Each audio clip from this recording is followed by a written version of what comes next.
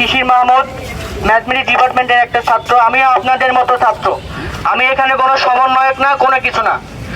আমি দুইটা কথা বলতে চাই।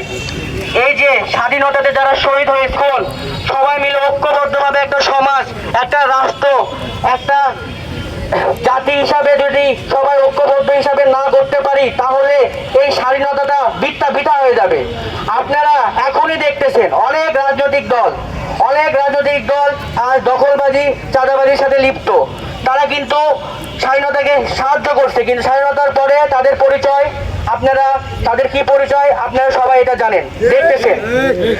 আপনারা সবার এখন প্রধান কাজ থাকবে দেশ গড়ার জন্য, দেশ উন্নয়ন করার জন্য, মানুষের কথা বলার স্বাধীনতা রক্ষা করার জন্য আগামী 1 থেকে 3 বছর আমাদের ছাত্র সমাজ সহ সকল মানুষ আমাদের সাথে ঐক্যবদ্ধ হয়ে থাকা লাগবে। কোনো ভাঙ্গন সৃষ্টি যেন না হয়। আমরা কোনো ভাঙ্গনের জন্য স্বাধীনতা করি নাই। ঐক্য যখনই থাকবে তখন এই দুঃশাসন রুখে দেওয়া যাবে। এই মুহূর্তে আমার বক্তব্য এখানে শেষ করতেছি। আপনাদের সাথে কথা বলতে আসবে আমার বন্ধু মিম।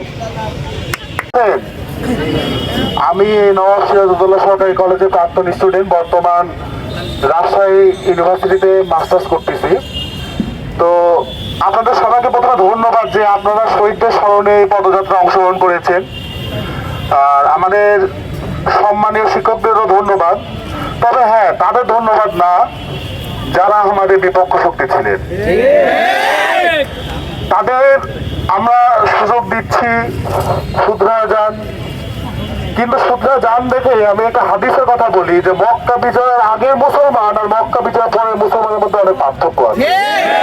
সেরকম 5 তারিখের আগের জনগণ ছাত্র সমাজ আর 5 তারিখের পরে জনগণ ছাত্র সমাজের মধ্যে কিন্তু পার্থক্য আছে। তবে আমরা এখন একসাথে ঐক্যতা ভিত্তিতে আমাদের সোনার বাংলাদেশ গঠনে আমরা সবাই সচেষ্ট থাকবো।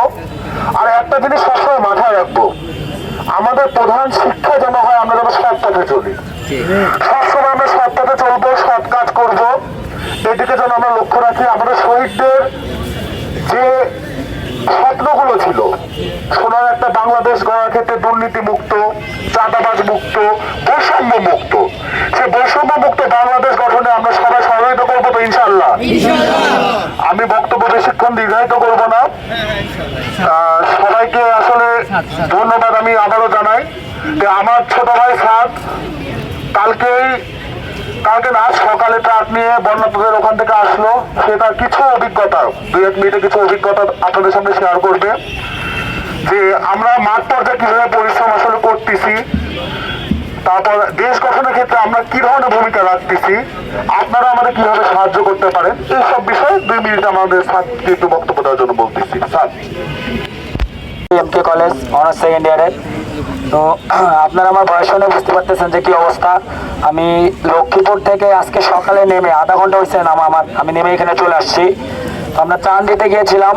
এই ত্রাণের বিষয়ে আমরা দেখতে পাচ্ছেন যে আমরা পুরো নাটোরবাসী সহ দেশবাসী যেভাবে এগিয়ে এসেছি, সেটা কিন্তু আপনাদের সবাইকে ছাড়া এটা কিন্তু সম্ভব না। এখন আমার মনে হয় কি, বাংলাদেশের কোনো একজনের বিপদ মানে পুরো বাংলাদেশের বিপদ। এই যে ঐক্যবদ্ধ আমরা আছি, এই যে বাংলাদেশকে আমরা নিজের করে নিয়েছি, এই যে বাংলাদেশের মানুষকে আমরা নিজের করে নিয়েছি, এই জিনিসটা যেন বজায় থাকে, এই জিনিসটা যেন মানে সঠিকভাবে আমরা পালন করতে পারি, এদিকে আমাদের খেয়াল রাখতে হবে। আর আমি আজকে যেহেতু যে কারণে আমরা এখানে একত্রিত হয়েছি সেটা হচ্ছে যে শহীদদের স্মরণে। তো আমি আমাদের বৈষম্য বিরোধী ছাত্র আন্দোলনের সকল ছাত্র সহ যে সকল শহীদ যিনারা তাদের তাজা রক্ত দিয়ে প্রাণ দিয়েছেন, তাদের প্রতি আমি সম্মান রাখতে চাই। আর আমি একটা কথা বলতে চাই, যারা শহীদ হয়েছে তারা অবশ্যই এক একটা যোদ্ধা, এবং কি এর বাইরে যারা আমাদেরকে পানি দিয়ে সহযোগিতা করেছে তারাও একটা যোদ্ধা, যারা আমাদেরকে আশ্রয় দিয়েছে তারাও একটা যোদ্ধা, যে সকল রিক্সাওয়ালা মামারা আমাদেরকে ফ্রিতে হাসপাতালে নিয়েছে তারাও এক একটা যোদ্ধা। আমরা এইসব যোদ্ধাদেরকে কখনো ভুলবো না। যারা আমাদেরকে পিছন থেকে সাপোর্ট দিয়েছে, কখনো ক্যামেরার সামনে আসে নাই, সেই সব যোদ্ধাদেরকে আমরা ভুলবো না। আর একটা কথা, যে স্বাধীনতা অর্জন করার থেকে স্বাধীনতা রক্ষা করা কিন্তু বেশি কঠিন। আমরা স্বাধীনতা অর্জন করতে পেরেছি, কিন্তু স্বাধীনতা রক্ষা করার দায়িত্ব কিন্তু আমাদেরই। তাই আমি বারবার একটা কথা বলি, আমরা কোনো রাজনৈতিক দলের বিপক্ষে না, আমরা দুর্নীতির বিপক্ষে, আমরা স্বৈরাচারের বিপক্ষে, আমরা অন্যায়ের বিপক্ষে। আমরা যেই অন্যায় করি না কেন আমরা তাদের বিরোধিতা করব, সে আমি হই বা আপনি হই। অন্যায় যেখানে দেখবো আমরা কিন্তু তার বিরোধিতা করব। তো আমি আর বেশি দীর্ঘ করবো না বক্তব্য। একটা মেসেজ দিতে চাই, সেটা হচ্ছে যে বিকাল 5টায় আমাদের মিলাদ মাহফিলের আয়োজন করা হয়েছে আমাদের মাদ্রাসা মোড় স্বাধীনতা চত্বরে। আমার ছাত্রসহ ছাত্রদের অভিভাবক এবং কি জনসাধারণের সকলকে ওখানে উপস্থিত থাকার জন্য আমি অনুরোধ করতেছি।